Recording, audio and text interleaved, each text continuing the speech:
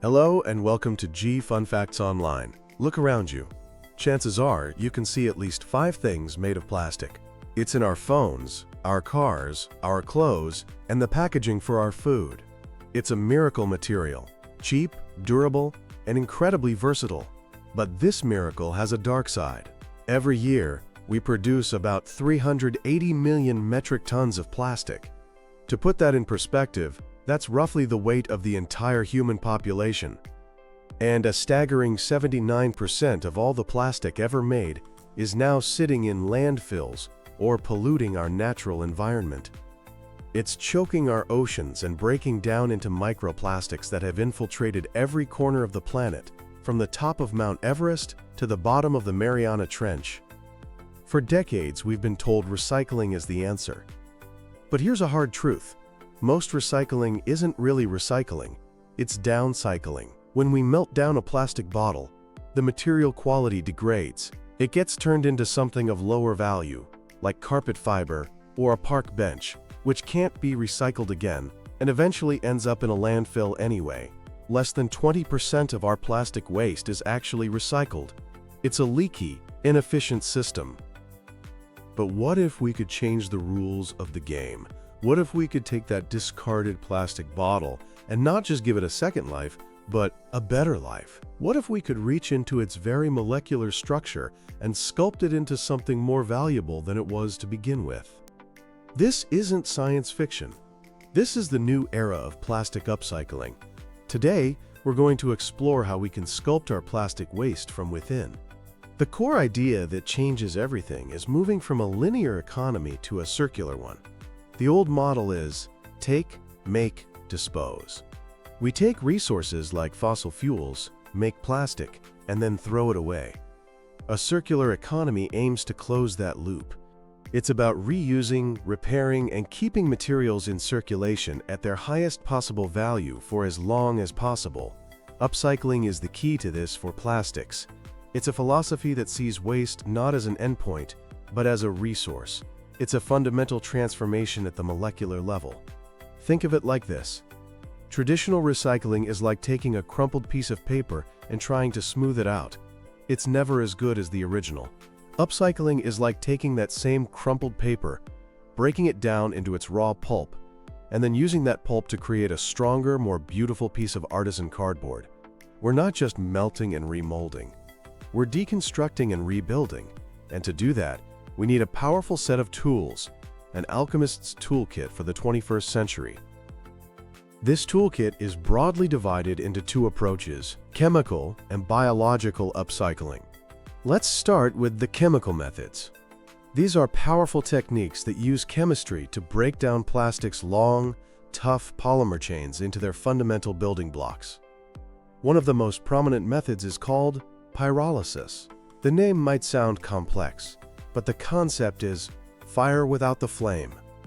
You heat plastics to very high temperatures, anywhere from 300 to 900 degrees Celsius. But you do it in an environment with no oxygen. Without oxygen, the plastic doesn't burn. Instead, its long molecular chains crack apart into smaller molecules. The result is a liquid oil, called pyrolysis oil, a combustible gas, and a solid residue called char.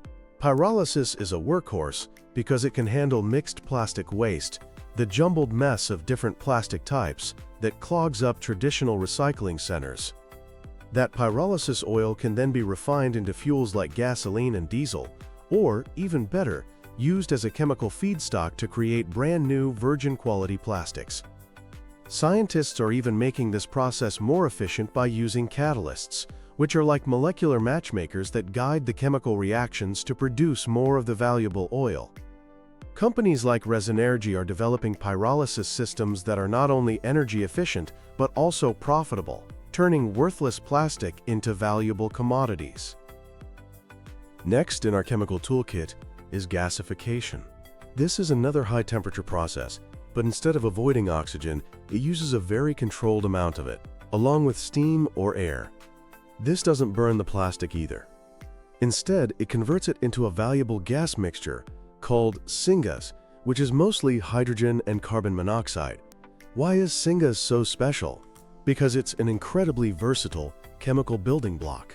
You can use it to produce liquid fuels, important industrial chemicals like methanol and ammonia, or even use it as the starting point to synthesize new plastics.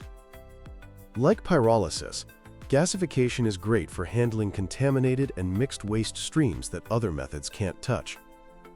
Imagine a system that can take a bundle of dirty plastic bags, food wrappers, and broken toys and turn it into a clean, valuable gas that can power a factory or become the raw material for a new laptop casing. That's the power of gasification. The third major chemical technique is a bit more delicate. It's called solvolysis. If pyrolysis and gasification are the hammers of chemical recycling, solvolysis is the scalpel. This process uses solvents to dissolve and chemically break down specific types of plastic, like PET, the stuff our water bottles are made of, into their original building blocks, called monomers. Depending on the solvent used, the process might be called hydrolysis if it uses water, or glycolysis if it uses a glycol. The plastic is dissolved, then heat and pressure, often with a catalyst, trigger a reaction that snips the polymer chains apart, right back into their constituent monomers. The incredible thing about this is that the recovered monomers are of extremely high purity. They are identical to the monomers made from fossil fuels. This means you can use them to create new, virgin-quality plastic, creating a perfect, closed-loop system. A bottle can truly become a bottle again and again and again, with no loss in quality. This is true recycling. The main challenge here has been the cost and environmental impact of the solvents, but research is rapidly finding greener and more economical solutions. Now, let's move from the chemical factory to the biology lab. This is where things get really fascinating. We're talking about biological upcycling, which harnesses the power of nature itself to deconstruct our plastic waste. The headliner here is enzymatic upcycling. In 2016, scientists in Japan made a startling discovery at a recycling plant, a species of bacteria that had evolved the ability to eat PET plastic. They isolated the enzyme responsible, which they named PEtase. Think of enzymes as nature's molecular scissors. They are highly specialized proteins that can target and cut specific chemical bonds. PEtase and other newly engineered enzymes can literally chew through plastic polymer chains, breaking them down into their basic monomers with surgical precision. The process is gentle. Instead of massive reactors at 900 degrees, you have a vat of water with enzymes working away at mild temperatures, often below 70 degrees Celsius. This means drastically lower energy consumption and fewer greenhouse gas emissions. It's also incredibly selective. An enzyme designed for PET will ignore all other types of plastic, allowing it to pick out and break down one specific plastic from a mixed waste stream. Companies like Carbios in France are already building demonstration plants to do this at an industrial scale, proving it's not just a lab curiosity. And the field is exploding. Scientists are using artificial intelligence and machine learning to screen millions of potential proteins and design new, super-efficient enzymes that can tackle other tough plastics, like polyurethane, found in foams and spandex. It's nature's own deconstruction crew, upgraded for the modern age. So, we've broken down our waste plastic. What can we actually make with it? This is where upcycling truly shines, by transforming low-value trash into high-value treasure. Let's start with the high-tech stuff. Plastic waste is rich in carbon. And what's one of the most valuable carbon-based materials in the world? Carbon nanotubes. These are microscopic cylinders of carbon atoms that are stronger than steel, lighter than aluminum, and more conductive than copper. They are supermaterials used in aerospace, advanced electronics, and batteries. And now scientists have found ways to grow them directly from plastic waste. Using a process like catalytic pyrolysis, they can heat plastic with a metal catalyst, and instead of just getting oil, they can coax the carbon atoms to arrange themselves into these perfect, highly valuable nanotube structures. Researchers have even used microwaves to selectively heat the catalyst particles, making the process much more energy efficient. Imagine turning a pile of discarded plastic bags not into a park bench, but into advanced materials for the next generation of aircraft or batteries. That's not recycling, that's alchemy.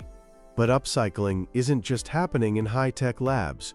It's also sparking a revolution in design, art, and fashion. This is design-led upcycling, where creativity is the most important ingredient. Entrepreneurs are proving that waste plastic can be beautiful, functional, and desirable. Take the fashion industry. A company in Portugal called Schizo shreds plastic waste, melts it into pellets, and spins it into yarn to make textiles for shoes and clothes. The brand Thalie is making trendy vegan sneakers from recycled plastic bags and bottles. In the Netherlands, a startup called Van Plastic uses large-scale 3D printers to turn plastic waste into stunning, colorful furniture. The French company Le Pavé compresses and heats plastic waste to create durable, beautiful terrazzo-like panels. These materials are so high quality they were used in construction projects for the Olympic Games. This isn't just about utility, it's about aesthetics. Artists are melting, shredding, and molding post-consumer plastics like yogurt containers and water bottles into incredible sculptures and jewelry. These initiatives are crucial because they change our perception. They force us to see a discarded bottle not as trash, but as a raw material, as a color palette, as potential. Of course, the road to a fully circular plastic economy isn't without its bumps. There are major hurdles to overcome. First, our waste streams are a mess. Sorting the different types of plastic, especially when they're contaminated with food and labels, is a huge technical challenge. Second, economics. Right now, it's often still cheaper to make new plastic from subsidized fossil fuels than it is to collect, sort, and process plastic waste using these advanced methods.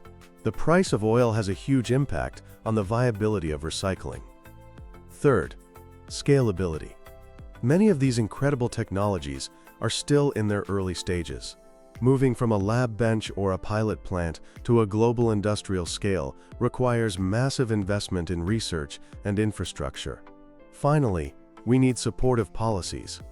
Governments need to create a market for upcycled materials through regulations like extended producer responsibility, which makes companies financially responsible for their products' end of life, and by setting mandatory targets for recycled content in new products. So what's the path forward? It's a multifaceted approach.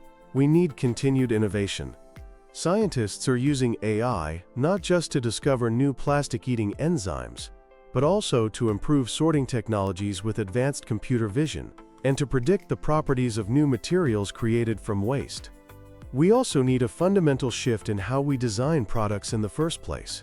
Design for circularity means creating products that are easy to take apart and recycle. It means using a single type of plastic instead of 5, and avoiding problematic additives that contaminate the recycling stream. And it means action from all of us. As consumers, we can vote with our wallets by choosing products made from recycled materials and supporting companies that are serious about sustainability. Community-led initiatives are also popping up around the world, building local, small-scale recycling and upcycling systems that empower people to manage their own waste. The new era of plastic upcycling is a story of transformation. It's about harnessing chemistry, biology, and human creativity to rewrite the fate of this material that defines our modern world. By learning to sculpt from within, we can turn a symbol of our disposable culture into a building block for a sustainable future. We are moving from a world where plastic is a problem to be managed, to one where it's a resource to be cherished and endlessly remade.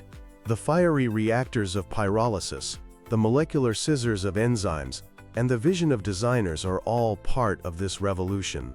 One molecule, one bottle, one plastic bag at a time, we are learning to sculpt a cleaner, more circular, and more hopeful world. Thank you for listening to Fun Facts Online.